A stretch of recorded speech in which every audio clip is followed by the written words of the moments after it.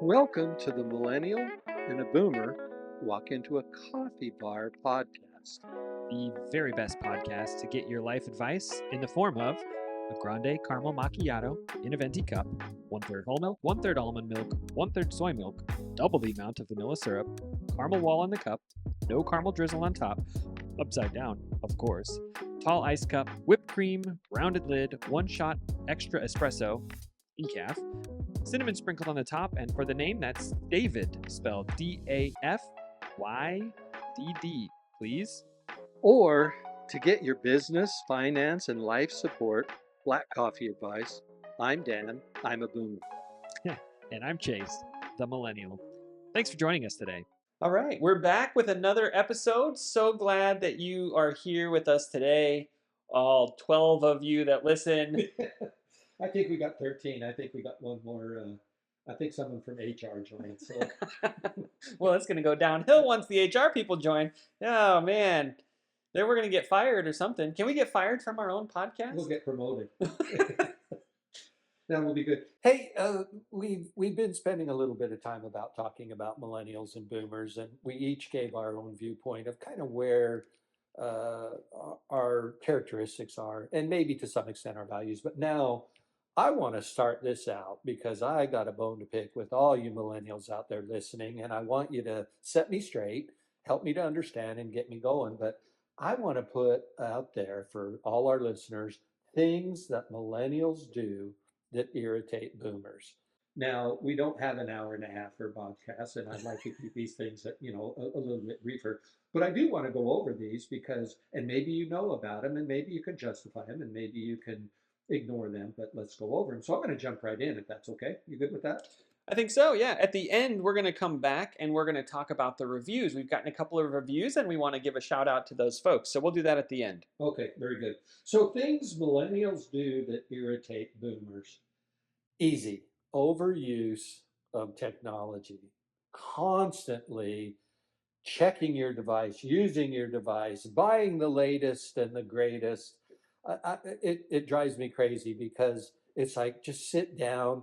I've heard some people have a dinner party, a family dinner party, and they check the devices at the door. They put them in a Tupperware container, put the lid on, and you can have it at the way out. But you can live for an hour without checking your device. There is nothing that's going to happen in that amount of time. So it drives me crazy. Refute that or acknowledge that, please. I mean, I can't refute it. We do use phones and tablets a lot differently than boomers. There's no doubt on my mind. And we do use them in many times when it's inappropriate. Yep. So I guess I'm just acknowledging it at this point. Okay, but one point you brought out was you use it differently than I do, and maybe I don't know, maybe a millennial's waiting for a call back from their stock agent or their We don't need stock agents. We've got computers that do that for you us. could do it right on. Maybe you're checking your stocks ready to sell. I don't know. Well, if it's Boeing, we're just losing money. So unless we need to take the tax implications from selling, I think we're. I'm right there with Yeah. Boeing. They're going to come back. So. The other thing is about checking that is a total misuse of the English language, both in speaking and texting. That's lit. I just got a tat. You just got a tat? What the world are you talking about? YOLO, laugh out loud, LOL, these things. Casual language. It's a lack of professionalism in my viewpoint. So, I'll say a couple things about this one. I grew up in a public school, And the English department was not fantastic. When I did my undergrad, I had to go to English 99. You take the entrance exam to see where you're going to go. And I don't even think they finished grading my assessment. They were like, just put him in 99. you left a dangling proposition. Dangling participles all over the place. Right. And because of that, I didn't love English. And it wasn't until my graduate work, when I got my master's, that I fell in love with language. Yeah. And I read a book, and I wish I could remember the title. Maybe if you're watching on YouTube, maybe we'll put the link to the thing below. But There was a book that talked about how the current generation is killing the English language. by using things like, "Oh, dude, that's sick." Well, sick historically has meant it's bad, it's dying, or it's Illness. deceased. That's right. Yeah. But now we are using it as the word as for good. Like, oh, that's so cool. I did that. My kids do that. But ever since I became a grammar nerd, I realized, wow, we're destroying the entire language. Yeah, that's right. And I just don't get that. And then, I've been on a bunch of Zoom calls in this business that I've been dabbling with. And BRB. What in the world is that? Oh, I'm not even gonna miss you. So you need not even say be right back. So anyway, and then I've talked a lot about what I really appreciate with millennials, and that's a life work balance. But it seemingly appears as to being undedicated to a company.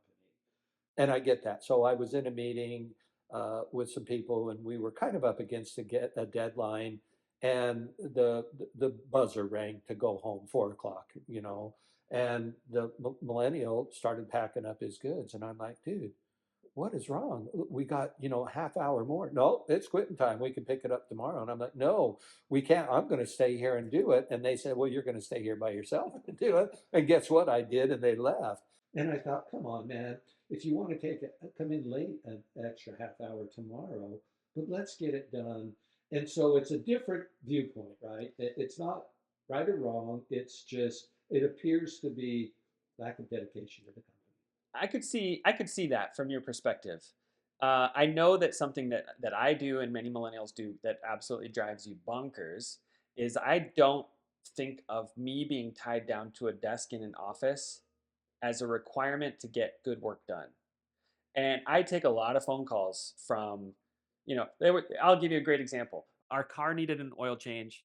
I could do an oil change. I don't do an oil change. I don't have time for that anymore. And so I took it down to the shop, and I knew that I had an important meeting coming up, and I knew that my house was noisy with kids at home.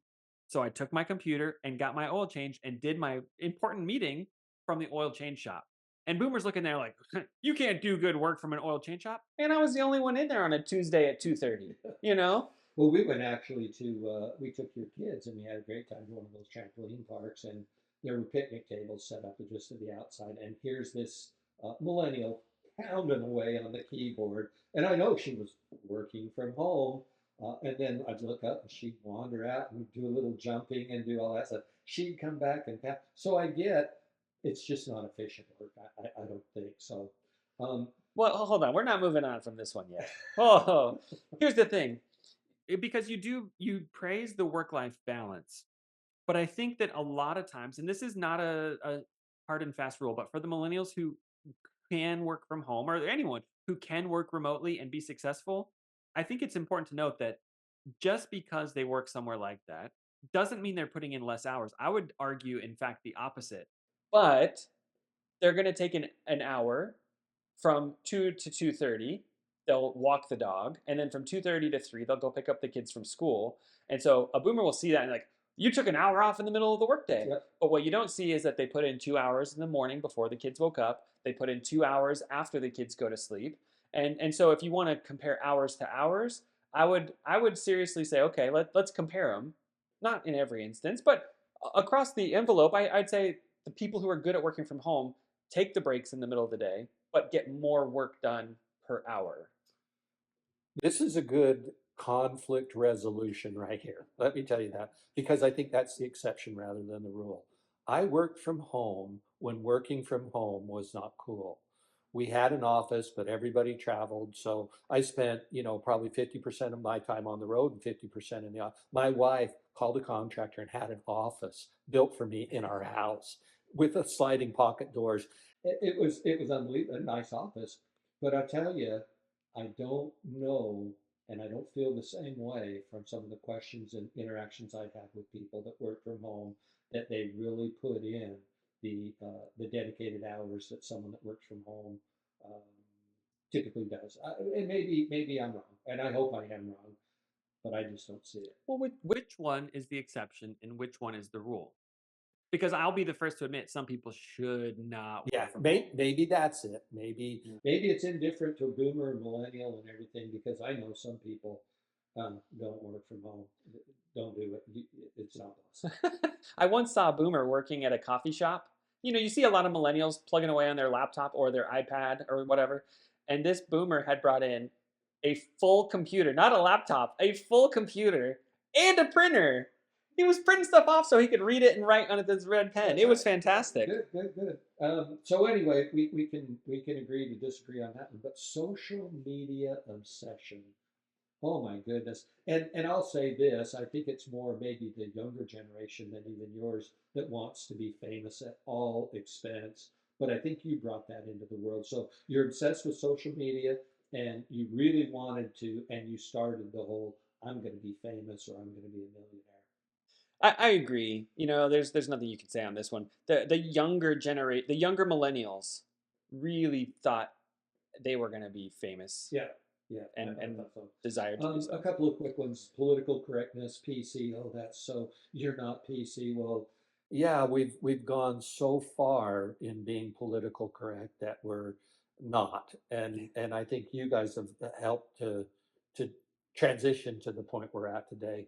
And here's another one that I don't understand. And granted, I've never really had it, but avocado toast. If I see that on another menu, it's like we used to just say avocado turkey on white with Havarti. And now it's avocado toast. Why does it have to be avocado toast? Well, why does it have to not be avocado toast? I mean, that's the first thing I sit down and look at a menu. Oh, they have avocado toast. Ooh, they put an egg on this one. Dude, we're getting fancy now. Okay, and then job hopping, we talked about that, and that's seemingly undedicated to a company. Materialism, brand names. We talked a little bit about materialism with growing up with the boomers and that, but I tell you, with brand names, it seems like you're obsessed with brand names. I don't really get that. I think you're right. Millennials love to go buy something silly, and they want the logo to show everywhere, right? I'm gonna go buy the shoes, and it's gonna have the Nike swoosh. I'm gonna go buy the Louis Vuitton and make sure that it's got the big LV on the side, so everyone knows that I have it. I think everyone sees that, and we know, ooh, that's an expensive bag. And deep down, I think that most people realize, oh, yeah, that they probably bought that on a credit card. They're gonna be paying that off for the next 4 to 6 Yeah, years, that's you right. know. And the other thing too, along that same vein, is tats. The millennials get a tat, and they've got to wear. Can I say wife beater T-shirts? You I, know I what don't wife beater I don't think T-shirts? that's politically correct anymore. Bingo. So, but they wear clothes that show off their tats. Yeah. The tats are not cheap, right? Yeah. So lack of respect for authorities, and especially lack of respect for elders. If someone is older than you, um, wiser than you, should I keep going on? I think you should give them some level of respect. But all we get is just eye rolls, right? And I can't believe you said that. So. Yeah, the millennials have this idea that respect is earned, not given, and that some people haven't earned the respect from them, and so we're not going to give it until you earn it. I'm not saying it's right, but I'm saying that that's a mentality among many millennials. You earn it, you'll get it. Right. Well, and I think boomers kind of go more about respect the position because of the position, rather than respect the person, but treat the position or that type of elder or the position that they hold in society. So, environmentalism and sustainability. Um, you've taken it a little bit too far, I think. And I get sustainability and I like that, but anymore it's gone a little bit too far. I don't think the world is coming to an end because of global warming. I think we should be responsible, and I think we should be better balancing the consumption of our resources. But I don't think it's coming to an end. Um, Well, here's the dirty secret that the millennials don't like to talk about is many of those efforts, perfect example, the electric cars, takes more of a carbon footprint to create the car plus the battery than it does to have a regular car with gasoline engine. Right. Like, we don't like to talk about that data point, but it's true. It's out there. It's been researched. And to actually get rid of batteries, consumed batteries, is very, very difficult. And you can't just go throw them in a ditch, because then you've got a whole other environmental problem. So, I think one last piece here. Again, something that is not talked about, especially among millennials who probably don't do a lot of outdoorsy hunting and fishing and things like that. I can't think of another group who does more work to protect the local environment as waterfowl hunters. I agree. They provide more habitat than harvest, I think, is in it. And that's a lot of the things too, is just to be responsible with what we've been given. Stewardship, I think, is a good way to put that. So, here's a big one for me, and I see it: lack of patience and hustle. Come on, Are you saying those are one and the same, like the same thing, or are those two separate things? two separate things, Okay. right? You don't have any patience with boomers, and you're not about to hustle in the world that you've been given. I really believe that. I think, and I could be wrong. We might get a lot of We just lost Tyler. six messages Yeah. on this one from our 5 viewers. I think, and it's more. I don't want to say lazy. That's way too strong of a word.